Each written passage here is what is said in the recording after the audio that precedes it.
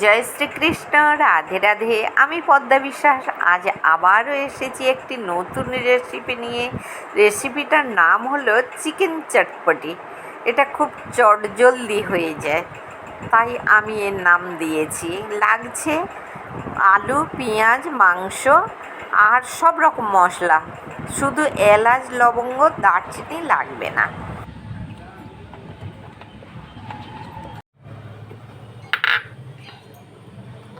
প্রথম কাজ হবে আমার লঙ্কা ভেজে নেওয়া।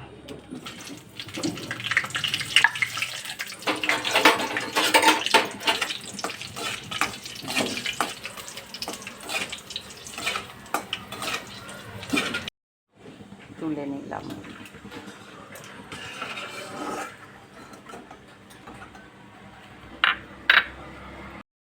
এরকম সেমভাবে আলু ভেজে নেবো।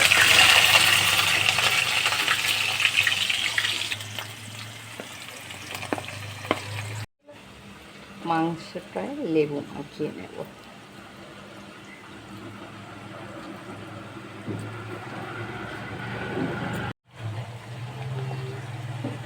পেঁয়াজটায় নুন মাখিয়ে রাখবো। ভালো করে কষতে নেব পেঁয়াজটা। একটু হলুদ দিয়ে দেব, লাল লাল করে ভেজে নেব।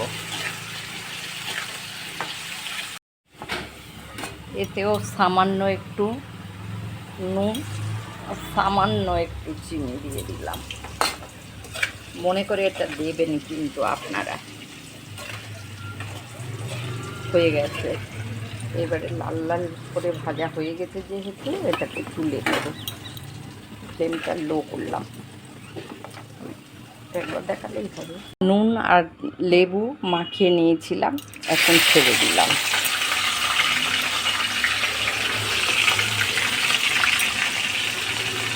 এও বেশ লাল লাল করে ভেজে নেব। এই যে একটু হলুদ, একটু লঙ্কা, নুন দিয়েছি, একটু চিনি, সব একটু দিয়ে দিতে হবে। ধনে জিরের গুঁড়ো সব দিয়ে দিলাম।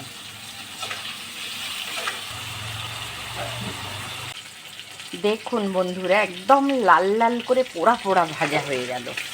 দেখুন, এইভাবে কিন্তু ভাজতে হবে, একটু কাঁচা তুলে নিলে হবে না, একদম এইরকম ফ্রাই করতে হবে। আচ্ছা, এবারে আমি লো করে তুলে নিচ্ছি এটা। এইরকমভাবে একেবারে ডুলে ডুলে চেপে নেবেন। আর চিনি দোয়াই ছিল,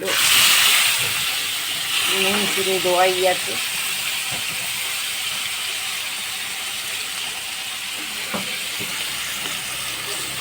এটাও লাল লাল করে ভেজে নেবেন।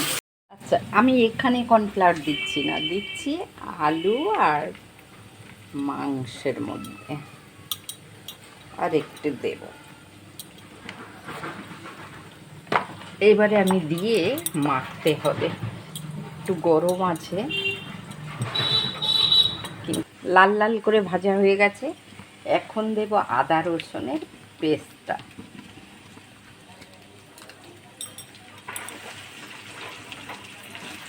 এইবারে বেশ ভাজা হয়ে গেছে। আমি কর্নফ্লাওয়ার মাখিয়ে রেখেছিলাম আলু ভাজাতে আর মাংসতে, সেগুলো সব ঢেলে দিচ্ছি এখানে। নাড়তে থাকবো আর সামান্য কর্নফ্লাওয়ার গুলে এতে ঢেলে দেব। সমস্ত মশলাগুলো আমি ঢেলে দিলাম। ব্যাস, এইবারে এই পাত্রে কর্নফ্লাওয়ার গুলে রেখেছিলাম, এই যে কর্নফ্লাওয়ারের জলটা ওর মধ্যে ঢেলে দিলাম। এবারে একটু চাপা দিয়ে নেব। এই মিক্স করে একটু ঢাকা দিয়ে রাখবো। ঢাকা দিয়ে দিলাম। হয়ে গেছে দেখুন বন্ধুরা। আপনারা আরও ঝরঝর করতে পারেন। আমার মেয়ে এখন পরোটা দিয়ে খাবে, তো তাই একটু আমি রেখেছি। তো যখন বাইরে নিয়ে যাবে তাহলে একটু ঝরঝরে করে নেবেন। এইটা মেন, এই যে এটাকে হাত দিয়ে গুঁড়ো করে নেবে, হাতে কভার করলে ভালো হতো, আমি আর করলাম না। এটাকে দারুণ করে ম্যাশ করতে হয়।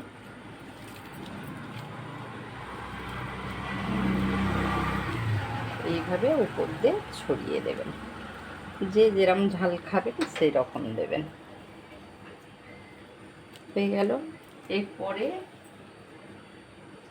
একটুখানি ঘি ছড়িয়ে দেবেন সামান্য,